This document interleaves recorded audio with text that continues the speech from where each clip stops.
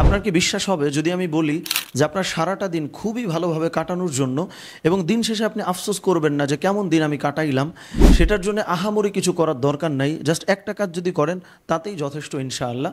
সেই কাজটা হচ্ছে ওয়াক্ত মতো 5 ওয়াক্ত সালাত আদায় করা। কারণটা আমি ব্যাখ্যা করছি, তার আগে একটা হাদিসের কথা বলি যে আল্লাহ নবী সাল্লাল্লাহু আলাইহি ওয়াসাল্লাম বলেছেন যে 5 ওয়াক্ত নামাজ হচ্ছে এমন যে কোনো মানুষের বডিতে কোনো গায়ে আবর্জনা ময়লা লেগে আছে, এখন ওই মানুষটা যদি 1 বার 2 বার 3 বার 4 বার 5 বার যদি গোসল করে, তোমরা বলো তার বডিতে তার দেহে আর কি কোনো ময়লা থাকবে? আপনিই বলেন আর কি কোনো ময়লা থাকবে? থাকবে না কিন্তু। সুতরাং প্রথমেই চলে আসে ফজরের নামাজের কথা।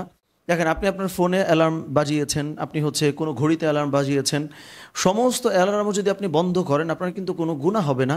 কিন্তু ইমাম সাহেব মুয়াজ্জিন আপনাকে ফজরের সলাতের জন্য ডেকে তুলছে, কিন্তু আপনি ওই অ্যালার্মটা বন্ধ করে দিলেন, আপনি উঠলেন না। লক্ষ্য করে দেখেন, এটার জন্য কিন্তু আপনার গুনাহ হবে। কথাটা আমরা কেন বললাম? যদি আপনি 5 ওয়াক্ত নামাজটা আদায় করেন তাইলে দেখেন দিনটা কি করে ভালো হয়, যে আপনার এটা মাথায় থাকবে যে মসজিদে আজান হয়ে গেছে, আমি কোনোভাবেই আর ঘুমায় থাকতে পারবো না, কারণ আমি ফোন বন্ধ করতেছি, ঘড়ি বন্ধ করতেছি, আমার বাবা মা আমাকে ডাকতেছে, আমি সমস্ত ডাককে ইগনোর করলাম, উপেক্ষা করলাম। কিন্তু মুয়াজ্জিন যখন ফজরে আমাকে ডাকবে, ওইটা তো আমি না বলতে পারবো না, কারণ এই অ্যালার্ম বন্ধ করলে তো গুনাহ হবে। সুতরাং এই অ্যালার্ম কিন্তু বন্ধ করা যাবে না। তাইলে ফজরের নামাজ কি করে আমাদেরকে দিনের শুরুতেই পুশ করতেছে ভালো হওয়ার জন্য, লক্ষ্য করে দেখেছেন। এরপরে আসেন জোহরের সলাতের কথা।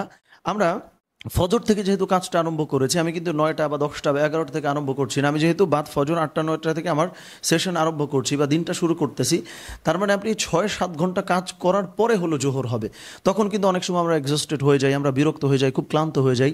তো ওই মোমেন্টটা আমাদেরকে রিফ্রেশমেন্ট দেওয়ার জন্য আমাদেরকে গোসল করতে হইতেছে, আমাকে নামাজ পড়তে হইতেছে। কারণ 10 রাকাত নামাজে আপনি লক্ষ্য করে দেখেন কতগুলো রুকু দিচ্ছেন, কতগুলো সিজদা করছেন, তার মানে আপনার বডির সমস্ত অঙ্গ প্রত্যঙ্গ কিন্তু নড়ছে, মুভমেন্ট হচ্ছে।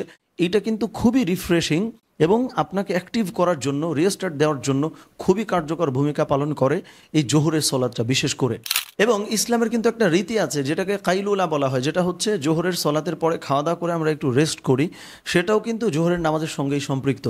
আচ্ছা, আমরা আসরের নামাজের কথা বলার আগে আমি একটু বলে রাখি যে আপনি যদি লাইভ ক্লাসে বসে আমার সঙ্গে প্রোডাক্টিভ লাইফ উইথ সালাত এই কোর্সটি করে নামাজের মাধ্যমে আপনার দুনিয়ার জীবনটাকে আরও সুন্দর, সমৃদ্ধ ও প্রোডাক্টিভ করতে চান, তাহলে এখনই আমাদের কোর্সটিতে রেজিস্ট্রেশন করে ফেলুন। লিঙ্ক আমাদের ডিসক্রিপশনে দেওয়া থাকবে, কমেন্ট বক্সে দেওয়া থাকবে, অথবা আমাদের স্ক্রিনে দেওয়া হোয়াটসঅ্যাপ নাম্বারটাতে আপনি যদি নকও দেন তাহলে আমরা রেজিস্ট্রেশন লিঙ্ক পাঠাতে পারবো ইনশাআল্লাহ।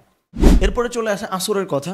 ধরেন আপনি অফিসে কাজ করতেছেন, কাজ করতে করতে আপনি খুবই ক্লান্ত হয়ে গেছেন, আর কাজ করতে ইচ্ছা করছে না।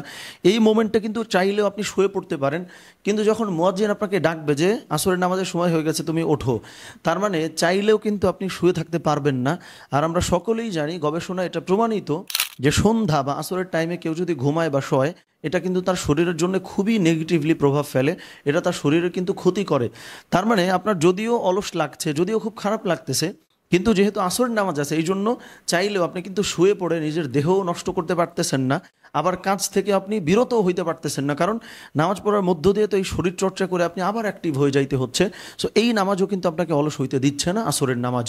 এবং পরবর্তীতে চলে আসে মাগরিবের সলাতের কথা, যেটাকে আমরা বলতেছি ট্রানজিট পয়েন্ট। যে সারাদিন আপনি অনেক কাজ করছেন, অফিসের কাজ করছেন, আপনি পড়াশোনা করছেন, এই পুরো জিনিসের একটা ট্রানজিট পয়েন্ট হচ্ছে এটা, যে এখান থেকে আপনি কাজ থেকে বিরত হয়ে আপনি আপনার ফ্যামিলির মধ্যে ঢুকে যাচ্ছেন। এবং আল্লাহ নবী সাল্লাল্লাহু আলাইহি ওয়াসাল্লাম কিন্তু এই মাগরিবের সলাত আদায় করে ফ্যামিলির সঙ্গে বসে পড়তেন, তিনি খাওয়া দাওয়া করতেন, নাস্তা করতেন। ওই চর্চা যদি আমরা করি তাহলে মাগরিব কিন্তু একটা ট্রানজিট পয়েন্ট হিসেবে কাজ করতেছে। এবং সর্বশেষ এশার সলাতের কথা যদি আমরা বলি, যে আল্লাহ নবী সাল্লাল্লাহু আলাইহি ওয়াসাল্লাম এশার নামাজ পড়ে খুব একটা রাতও জাগতেন না। যেই এশাটা হচ্ছে আমাদের দিনটাকে এন্ড করতেছে, আমাদের দিনের এন্ডিং যে পয়েন্ট, সেটা হচ্ছে এশার সলাত। এখন যখন আমি এশার নামাজ আদায় করতেছি, আমি সুন্নত পড়ছি, আমি ভিতর পড়ছি, আমি ফরজ আদায় করছি, এই মোমেন্টটাতে আমি যখন আমার দিনটা শেষ করতেছি এবং দিনের শুরুতে আমি ফজর নামাজ পড়ে যে একটা দায়িত্ব পালন করেছিলাম, দিনের শেষেও আমি যখন দায়িত্বটা পালন করতেছি, লক্ষ্য করে দেখেন আপনার সারাটা দিন কত বিউটিফুলি আপনি পার করলেন। আপনি আল্লাহ সুবহানাহু ওয়া তাআলা ফরজ ইবাদতও করে ফেলেছেন, আপনি দিনের অন্যান্য কাজও করেছেন। যেহেতু অলস হওয়ার কোনো সুযোগই আপনার হাতে ছিল না, সেজন্য আমরা বললাম যে এই ছোট্ট কাজ যদি আমরা খালি নামাজটা, আলাদা কোনো কাজ আমার করতে হবে না, এই নামাজটাও যদি আমরা ঠিকমতো আদায় করি, তাইলে কিন্তু সারাটা দিন ইনশাআল্লাহ এমনভাবে আমরা পার করতে পারবো, এমনভাবে অতিবাহিত করতে পারবো যে দিন শেষে আমি আফসোস করব না যে আমার দিনটা কি খারাপ গেল, আমার দিনটা তো খুব খারাপ গেল, এই আফসোসটা ইনশাআল্লাহ আমাদের থাকবে না। আল্লাহ সুবহানাহু ওয়া তাআলা আমাদের সকলকে নামাজের মধ্য দিয়ে আরও প্রোডাক্টিভ হয়ে উঠবার তৌফিক দান করুক। আমিন। আসসালামু আলাইকুম ওয়া রাহমাতুল্লাহি ওয়া বারাকাতুহু।